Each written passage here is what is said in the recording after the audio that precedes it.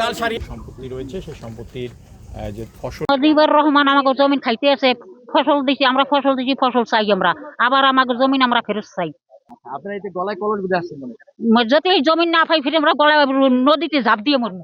ধান চাল নিয়ে বেচকে বাড়ি গাড়ি দালান করে, আর আমাকে পোলা পানে ওই দৈর্ঘ্যের কান্তা সাগরে সাগরে ভাসে, আবার দৈর্ঘ্য লেগে যায় জাল বাইতে গেলে। বাবা তাহলে আমরা কিভাবে বাঁচবো এখন? গলায় কলসি দিছে, আমাদের জমি বুঝ দেয় না, খাইতে দেয় না, ফসল দেয় না, তা আমরা এই জীবন বাঁচতে থেকে লাভ নাই, তো মরিতে ভালো, বাচ্চা কাচ্চা আছে, আমাদের তো একটা জীবন আছে, সুন্দরভাবে বাঁচতে চাই, এটা ফসল দিয়ে আমরা খাইতে চাই। এই ফসল যদি না পাই তাহলে রেখে দিই, আমরা গরিব, আমাদের এই ফসল দিয়ে চলে, আমাদের খেতে দেয় না ওরা। জামাল মাঝি এবং মজিবর মোল্লা গং এরা অবৈধভাবে একটা বন্দোবস্ত এনে এরা আমাদের স্থানীয় কচুয়া ডাইলমেয়ার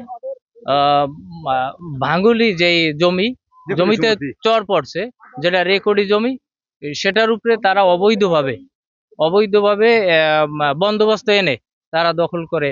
আমাদের কৃষক যারা সাধারণ কৃষকে আজকে দিয়েছে, তরমুজ দিয়েছে, কিন্তু এই তরমুজ তারা জোরপূর্বক মজিবুর মোল্লা এবং জামাল মাঝি এরা এবং এদের সাথে আরো কিছু লোক আছে বহিরাগত, যাদেরকে আমরা আইডেন্টিফাই করতে পারি নাই, কিন্তু তারা আমাদের এই তরমুজ সহ নিয়ে যাইতেছে। জমিন না পাইলে আমরা নদীতে ঝাঁপ দিব, আমাকে থাকার স্থান নাই তো। প্রশাসনের কাছে জোর দাবি জানাচ্ছি যাতে আমরা ন্যায় বিচার পাই। আমরা ন্যায় বিচার কোথাও পাইতেছি না। তবে এই সেবক সাহেবকে আমি বলতে চাই, আপনার ধারা এই দেশের মানুষের যত উপকৃত হয়, এই দেশের মাতৃভূমি আপনি ফিরিয়ে দেন।